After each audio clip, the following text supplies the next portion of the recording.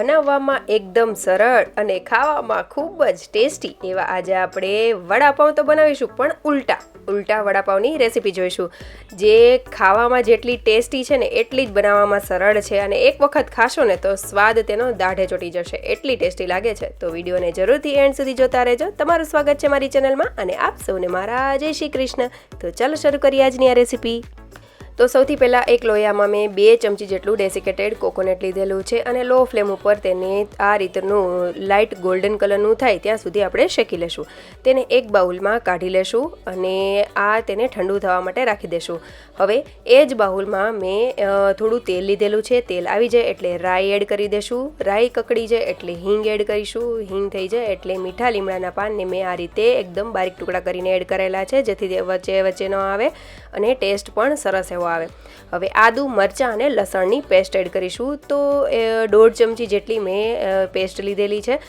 તેને સરસ એવું સોતે કરી લેશું. તેની કચાશ દૂર થાય ત્યાં સુધી કરવાની છે, પણ બ્રાઉન કલરની થાય ત્યાં સુધી નથી કરવાની. હવે તેમાં મેં બટાકા એડ કરેલા છે. તો અહીંયા મેં ટોટલ 4 બટાકાનો યુઝ કરેલો છે અને હળદર પાવડર એડ કરી દઈશું અને બધી વસ્તુને મિક્સ કરશું. મેં પાછળથી 2 બટાકા બીજા એડ કરેલા છે, એટલે ટોટલ મેં 4 બટાકાનો ઉપયોગ કરેલો છે. હવે આપણે બધી વસ્તુને સરસ રીતે મિક્સ કરી લેશું અને આ રીતે આપણે કરી લેશું. હવે અહીંયા આપણે કેવું છે કે આ બટાકા જે છે તે વધારે બફાયેલા હતા, એટલે તેમાં થોડું એવું, ઘણી વખત આપણે કેવું થાય કે જે બટાકાનો મસાલો બનાવીએ ને તે થોડો એવો ચીપચીવા જેવો લાગે. તો હું આગળ તમને એક ટિપ્સ આપીશ કે જે તમને ખૂબ જ ઉપયોગી થશે અને ક્યારેય પણ આવું થાય તો તમે આસાનીથી તેને હેન્ડલ કરી શકશો.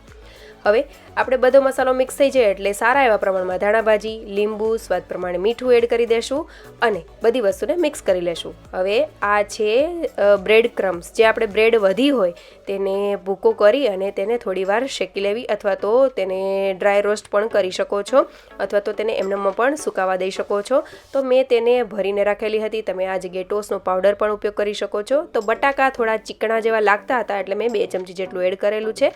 બધી વસ્તુ મિક્સ કરી લેશું અને તેને ઠંડુ થવા માટે રાખી દેશું. બ્રેડ ક્રમ્સ છે તે શું કરશે કે જે પાણી વધારાનું છે તે એબ્ઝોર્બ કરી લેશે અને આપણા જે બટાકાનો મસાલો છે તે એકદમ ચીપચીપો નહીં થાય અને ટેસ્ટમાં કોઈ ચેન્જ નહીં આવે. હવે તેને સાઈડમાં રાખી દેશું અને આ છે ચણાનો લોટનું બેટર તૈયાર કરીશું. તો ચણાના લોટને આપણે લઈ લેશું. તેમાં સ્વાદ પ્રમાણે મીઠું, હિંગ અને તમારે અહીંયા હળદર પાવડર એડ કરવો હોય તો કરી શકો છો. થોડો એવો જ અજમો મેં હાથની મદદથી મસળીને એડ કરેલો છે અને બધી વસ્તુને સરસ રીતે આપણે મિક્સ કરી લેશું. થોડું પાણી એડ કરતા જઈને આ રીતનું આપણે બેટર કરીશું. બેટર સરસ એવું થઈ જાય એટલે આપણે કન્ટિન્યુઅસલી એક જ ડાયરેક્શનમાં તેને ફેરવીશું, જેથી કરીને તેમાં એર પોકેટ્સ થશે, એર બબલ્સ થશે અને જે આપણું બેટર છે તે સરસ એવું થઈ જશે. તો હવે આપણે થોડું એવું પાણી એડ કરીશું અને સરસ રીતે હલાવી લેશું. સરસ એવું બેટર તૈયાર કરીશું. હવે ચમચીની મદદથી ચેક કરી લેશું કે આપણે બેટર કઈ રીતનું રાખવું છે. આ રીતે તમે ચેક કરશો તો તમને આઈડિયા આવી જશે કે જે આપણું બેટર છે તે પકોડા કે કોઈ પણ વસ્તુ ઉપર કઈ રીતનું ચોંટશે. તો આ રીતે ચેક કરી લેશું અને હવે તેમાં થોડો એવો 2 ચપટી જેટલો જ મેં સોડા એડ કરેલો છે અને સરસ રીતે મિક્સ કરી લેશું અને સાઈડમાં તેને રાખી દેશું. હવે આપણે એક ચટણી બનાવી લેશું. તો ચટણી બનાવવા માટે મેં અહીંયા ધાણાભાજી લીધેલા છે, 8 થી 10 કળી જેટલી લસણની કળીઓ લીધેલી છે. તમે તમારા ટેસ્ટ પ્રમાણે વધારે કે ઓછી કરી શકો છો, પણ આ બહુ નાની છે. હવે થોડું આદુના ટુકડા એડ કરીશું, સ્વાદ પ્રમાણે મીઠું એડ કરીશું અને તીખા લીલા મરચાં મેં 2 નંગ જેટલા લીધેલા છે. હવે લીંબુનો રસ એડ કરી દેશું અને મેં અહીંયા આખા લીંબુનો રસ ઉપયોગ કરેલો છે અને આઈસ ક્યુબ્સ એડ કરી દેશું, જેથી ચટણીનો જે કલર છે તે સરસ એવો ગ્રીન જ જળવાઈ રહે. તો 3 આઈસ ક્યુબ્સ મેં એડ કરેલા છે અને પાણીની જો જરૂર લાગે તો આપણે એડ કરીશું અને સરસ એવી ફાઇન એવી પેસ્ટ તૈયાર કરી લેશું. જો ચટણી જે છે તે ઘાટી હોય તો પાણી એડ કરીને આપણે કન્સિસ્ટન્સી એડજસ્ટ કરી લેશું. તેને સાઈડમાં મૂકી દેશું અને આ લીધેલી છે મેં, જે આપણે સેન્ડવિચની બ્રેડ હોય એ લીધેલી છે. તમે અહીંયા તેની એજીસવાળી, બ્રાઉન એજીસવાળી હોય તે પણ લઈ શકો છો. આ રીતની જે એજીસ વગરની હોય એ પણ લઈ શકો છો. મતલબ આ એજીસ કટ કરેલી આવે છે એ લીધેલી છે. તો હવે આપણે કોઈ પણ એક વાટકાનું માપ લઈ લેશું, અથવા તો તમારી પાસે કૂકી કટર હોય એનું માપ લઈ લેશું અને આ રીતે તેને સર્કલમાં કટ કરી લેશું.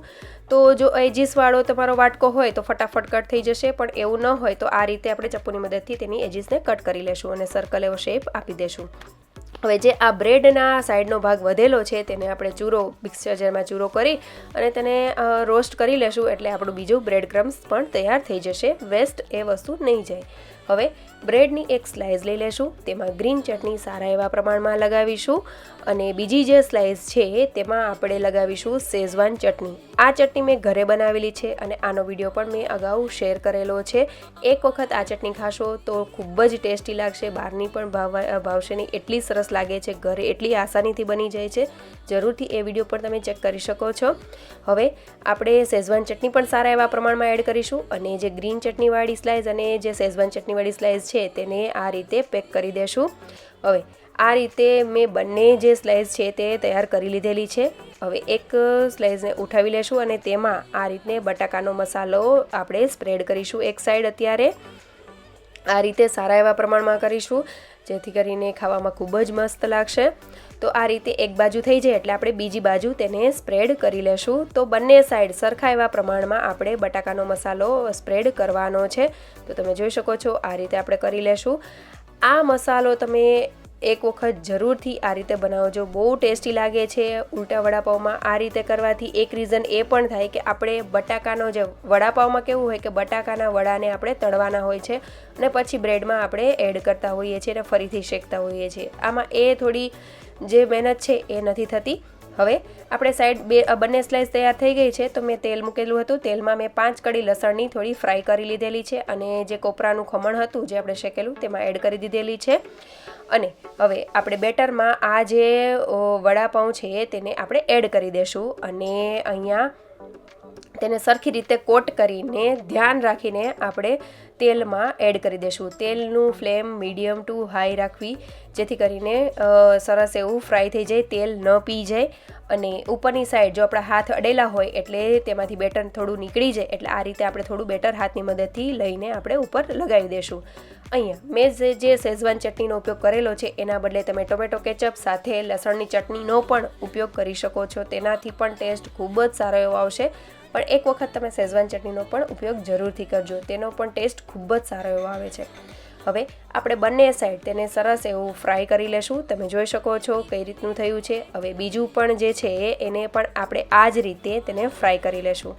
અહીંયા તમે વેરિએશનમાં વચ્ચે જે બે સ્લાઇસની વચ્ચે ચીઝને પણ એડ કરી શકો છો અથવા તો પનીરની સ્લાઇસ મૂકવી હોય તો પણ તમે એડ કરી શકો છો.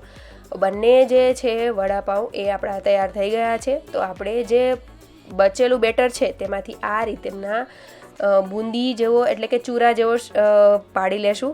આ ખાવાની ખૂબ જ મજા આવશે. અત્યારે તો આપણે ચટણી માટે બનાવી રહ્યા છીએ, પણ જો તમારે એમનેમ પણ સાથે એની સાથે ખાવું હોય ને તો પણ ખૂબ જ મજા આવશે. જેમ વડાપાઉંની સાથે અત્યારે રાજકોટમાં ને એમાં બધે તમને જે મરચાં ફ્રાય કરેલા આપે છે બેટરમાં ડીપ કરીને, તો એની જેમ પણ તમે આ બુંદીને પણ તમે ચૂરાને ખાઈ શકો છો.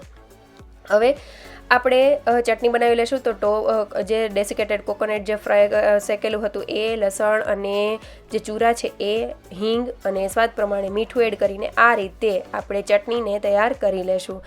અને મેં અહીંયા લાલ મરચું પાવડર, જે કાશ્મીરી લાલ મરચું હોય એનો ઉપયોગ કરેલો છે એટલે ચટણીનો કલર ખૂબ જ સરસ આવશે. પણ જો તમે તીખાશ ખાવા માગતા હોય તો જે લાલ મરચું પાવડર આપણે નોર્મલ જે વઘારમાં એડ કરીએ છીએ તેનો પણ ઉપયોગ કરી શકો છો. તો આપણા સરસ એવા ઉલટા વડાપાઉં તૈયાર થઈ ગયા છે અને તમે ઘણી જગ્યાએ લારીઓમાં પણ આ ખાધા હશે, પણ એક વખત ઘરે આ રીતે જરૂરથી બનાવજો. હવે આપણે તેના 4 પીસીસમાં કટ કરી લેશું. ઉપરથી બટર એડ કરીશું અને જે આપણે ચટણી બનાવેલી છે સૂકી એ એડ કરીશું અને ઉપર તળેલું મરચું મેં એડ કરેલું છે. અહીંયા તમારે જો આ જે સૂકી જે લસણવાળી ચટણી છે ટોપરાના ડેસિકેટેડ કોકોનટવાળી એ ન કરવી હોય તો તમે આ રીતે બટર એડ કરી તેની ઉપર ગ્રીન ચટણી, લસણની ચટણી અને એની ઉપર ચીઝ પણ તમે ખમણીને એડ કરી શકો છો. બહાર એ રીતે મળતું હોય છે, પણ આ રીતે એક વખત જરૂરથી ટ્રાય કરજો, ખાવાની ખૂબ જ મજા આવશે. તો આ રીતે પણ આપણે સ્ટ્રીટ સ્ટાઇલમાં પણ આ રીતે જ સર્વ કરતા હોય છે, તો મેં એ રીતે પણ સર્વ કરેલો છે. હવે આપણે ટેસ્ટ પણ કરી લેશું. ગજબનું ટેસ્ટી લાગે છે.